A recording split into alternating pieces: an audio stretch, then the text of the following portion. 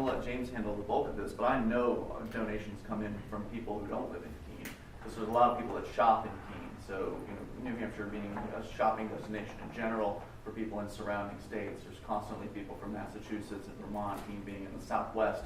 We're the closest city to both of those states. So a lot of times, a lot of people were saving. I've never heard of Robin Hooding before, and they've never, experienced anything like this, and they'll send money. Yeah, I don't have a breakdown of maybe New Hampshireites versus people not in New Hampshire, but there definitely have been significant donations from folks outside of New Hampshire. One of the best things donation-wise the city of Keene did was file the lawsuit. I mean, we got thousands of dollars when they did that. We had all this publicity. I mean, the donations came flowing in. And, like some of the local haters, we're using a little Robin Hood guy, and they wrote a letter to Disney, like, they're using your image. Please sue me. Like, I want more publicity, you know what I mean? So, I mean, it's kind of hard to know, too, because there are a lot of Robin Hooders that, like Rapture, he gets donations from folks, and then he immediately goes and he buys change with it, like he'll get it in person. So I don't necessarily have an exact dollar figure, but it's in the thousands of dollars of donations we've received. And most of the time, people who pay, I would probably say if we receive checks, it's probably 50-50 people in New Hampshire versus like Mass, Vermont. As Ian pointed out, Keene is a hub in the area of shopping. People come and they visit Keene to shop for a variety of reasons. The sales tax, no sales tax is one huge factor. And we get a lot of cash in the mail too. That's probably 50-50 as well. The more online things like Bitcoins and PayPal, I'd probably say that's 25-75. People, 25% in New Hampshire, 75% out. A lot of people will come across articles about Robin Hooding online, and then they will send a PayPal donation or Bitcoins. Maybe they'll send me a little message like they like what we're doing or whatever. And one thing that's hard to gauge is Robin Hooding, when the lawsuit came out, and even in subsequent months, it was international news.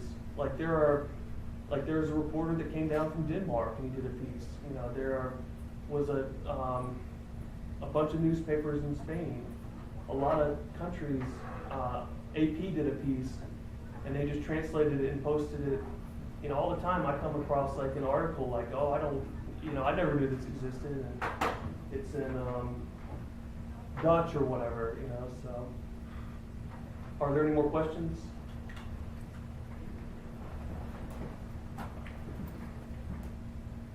So there are the haters, and I would say at least most or maybe all of them are the public ones, the ones that we hear about, are ideologically opposed to freedom, or maybe more correctly, ideologically supportive of the state in one way or another. And they're kind of committed to that idea and they're very vocal about it. I don't know that there's anything that can really be done about that. You're stepping on their toes. That's what happens, right? There's a separate group of people that I think we don't hear from a whole lot. I hear from them more. Most of my social interactions in Keene are with people who are not Free Staters. I see you guys from time to time, but really not a lot. But I have a lot of interactions with neighbors and friends who aren't connected here to the freedom movement. But many of them are very freedom friendly. As you well know, there's a strong native sentiment that favors freedom in New Hampshire. That's ordinary, it's normal, and you don't hear about it. It's not like real high profile. You don't hear about it a lot. In Keene in particular, it's very noisy on the part of the people who are pro-statism. So my question is, some of those people, my observation is some of those people have not ideological disputes, but stylistic or methodological disputes with Robin Hooding. And in fact, some have told me, I feed meters. So like they're pre-Robin Hooders. Before any of us ever lived in New Hampshire, they were going on feeding meters. So this is not controversial. These people are happy with feeding meters, and they're very freedom friendly. So they're potentially allies, but they have some other objection. stylistically, and I don't know, sometimes it's the video cameras, sometimes it's who knows what all, but do you have any sense for what can be done?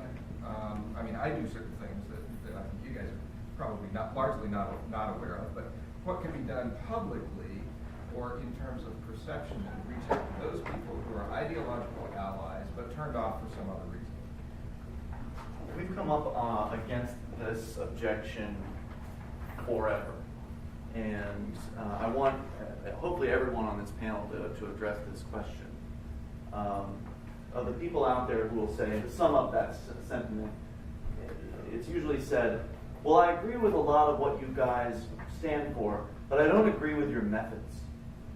And of course, the question that should be asked, I think, in that case is, well, what do you mean? What is it that you don't agree with? Can you be more specific? And everybody's got their thing, right? So for everybody, it's something. So it's, well, I don't like it when you record people in public, or I don't like it because you follow and harass these meter maids, or I don't like it because they just come up with something. I don't like smoking pot in public, or toplessness. Women should not be topless.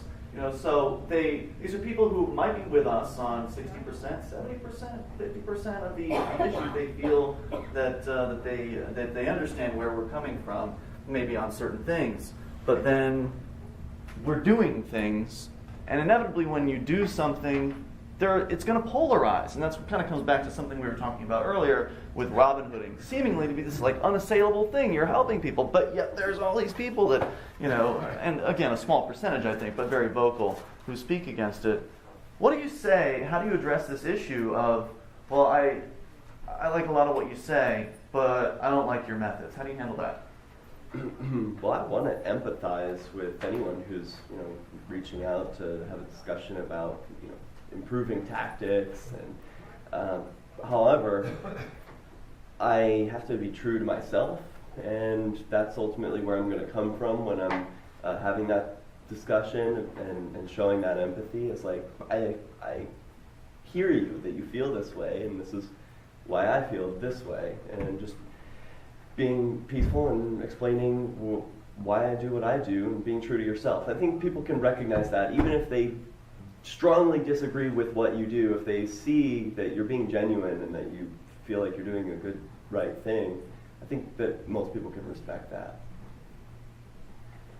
Yeah, being a local, I hear a lot of these criticisms from people I grew up with, like, oh, you guys have some of the right ideas, not all the right ideas, but some of them, and you just cross too many lines. And I mean, I think the lines that are crossed in Keene and in New Hampshire as a whole, but let's be realistic, mostly Keene, I think those lines that are crossed are completely necessary. I mean, this is pushing boundaries that just don't happen elsewhere.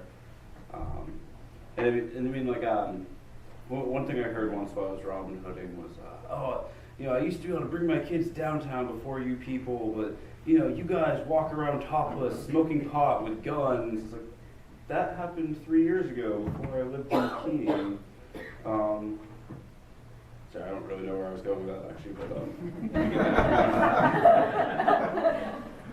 I mean, I would say that, I definitely want to hear people's opinion and criticism and critique of anything that, or any of us are doing.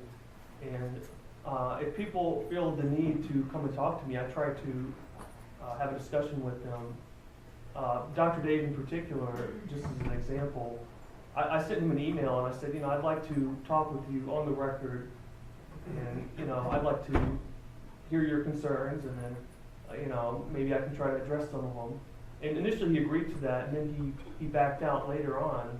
He said he's not interested in pursuing that, and I was kind of disappointed in that. But a lot of people, they don't want to actually have a conversation about the methodology that you're using. They just want to say, well, I heard such and such, like my example earlier. I heard you guys stand in front of ambulances, or I heard you run around naked, or whatever. They heard. There's a lot of rumors, especially in a small town like Keene, and it's hard to, if you live your life trying to please everyone. To me, that's a fool's errand. There is no possible way that you're going to do that. And like I said, if someone has a concern, like they really want to talk to me, okay, let's talk. And if your points are that valid and convincing, perhaps I will change my tactics. Like, if I'm really doing something that upsets you, let me know about it. There's no way I can change my behavior unless you let me know. So I'm very open to criticism. I want people to offer their perspective and concerns. And, I guess I'll just leave it at that. I try and go the extra mile in making people more comfortable who may take issue with the activity. Like when we had protesters in the square, we made some cupcakes and brought them down for them. Not that many people were interested, but I think just going, when someone's, bringing an idea of like opposition to you, I think, meeting their ideas, but then also, trying to do some show of reconciliation with them is a great step.